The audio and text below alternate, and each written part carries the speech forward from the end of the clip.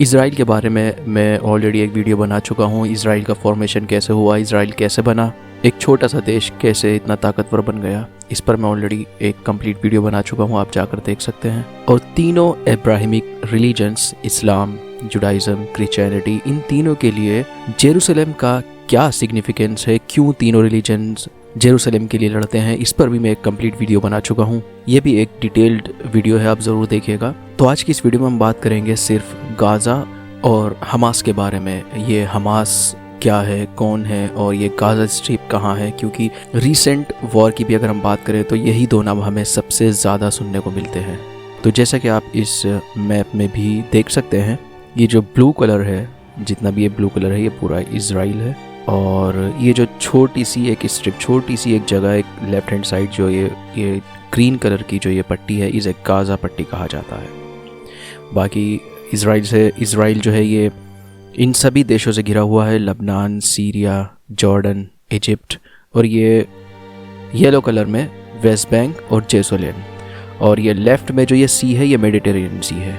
और ये गाज़ा का जो एरिया है, ये जो स्ट्रिप है, ये जो पट्टी है, ये 41 किलोमीटर लंबी और 10 किलोमीटर चौड़ी है। और इस छोटी सी जगह की पॉपुलेशन 2 मिलियन से ज़्यादा है। इसीलिए इस गाज़ा पट्टी को most densely populated place on earth भी कहा जाता है। 1948 वॉर के बाद गाज़ा में इजिप्ट का कंट्रोल हो गया था, और इजिप्ट का कंट्रोल गाज़ा में 19 सालों तक रहा। और इसी दौर में काफ़ी पैलेस्टीनियन रिफ्यूजीज़ गाज़ा आ गए थे, और बाद में ना तो ये लोग इजिप्ट ही माइग्रेट हो पाए और ना ही वापस इजराइल जा पाए।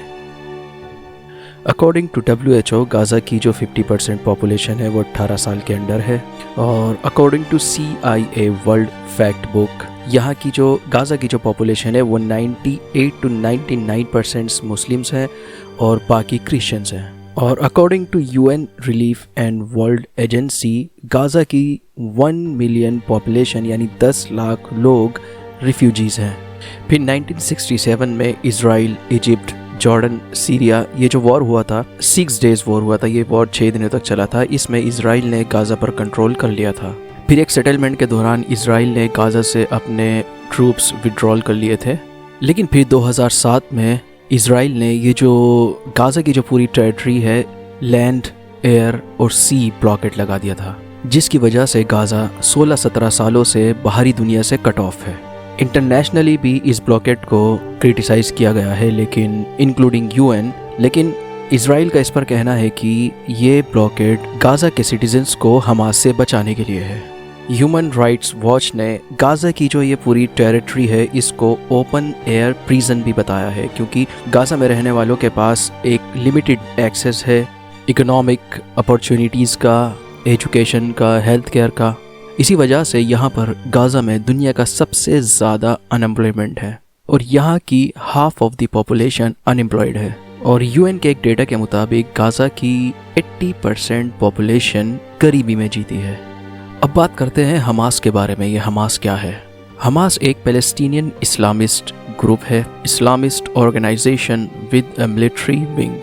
1987 में शेख अहमद यासीन द्वारा इसका गठन किया गया था। और शेख अहमद यासीन खुद एक पैलेस्टीनियन रेफ्यूजी था गाज़ा में। और ये हमास जो है, ये एक एक्रोनिमी है जिसका अरबी में मतलब होता है हरकात अल मुकव्वमा अल इस्लामिया, जिसका मतलब है इस्लामिक रेजिस्टेंस मूवमेंट। और हमास का जो ये मिलिट्री विंग है, ये 1987 में फॉर्म्ड हुआ था मुस्लिम ब्रदरहुड, जो कि एक इजिप्शियन इस्लामिस्ट ग्रुप था, उससे मिलकर ये बना था। हमास इजराइल से अपनी जगह, अपनी टेरिटरी वापस चाहता है, यानी जो पैलेस्टाइन 1945 के टाइम पर था वो पैलेस्टाइन वो चाहता है। और रिपोर्ट के मुताबिक हमास ने शपथ ली हुई है इजराइल को डिस्ट्रॉय करने की। और ये हमास जो है 2006 में पैलेस्टीनियन लेजिस्लेटिव इलेक्शन में लैंडस्लाइड विक्ट्री हासिल करने के बाद गाज़ा में पावर बनाए हुए है। और जब से हमास पावर में आया है तब से ही इजराइल के खिलाफ कई वॉर लड़ चुका है, और थाउजेंड्स ऑफ रॉकेट्स इजराइल पर दाग चुका है, और कई डेडली अटैक्स भी इजराइल पर हमास द्वारा किए जा चुके हैं, जिसके रेस्पॉन्स में इजराइल भी हमास पर गाज़ा में एयर स्ट्राइक करता है।